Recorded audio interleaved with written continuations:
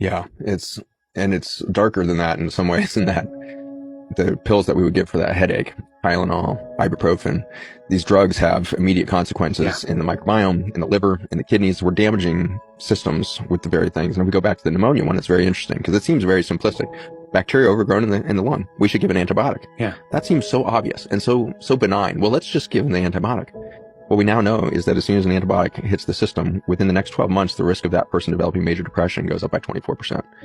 If you give them 2 courses of antibiotics in that year, their risk of being a major depression goes up 44%.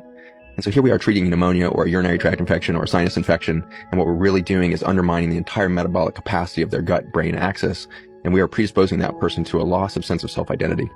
And they develop that deep major depression, this disconnect from self, because self is not a single species. Self is the description of your relationship to nature, the nature within you. And so when we give an antibiotic, or we give ibuprofen, is a scary one. So ibuprofen, long before it goes to damage a kidney, one of the first things it does is damage the tight junctions in the gut lining. And the tight junctions look like Velcro. They hold billions of cells together, called epithelial cells, to create this boundary event between the bacteria and your immune system. And that boundary is literally your cellular sense of self-identity. So we give ibuprofen and we destroy all of the Velcro in a moment.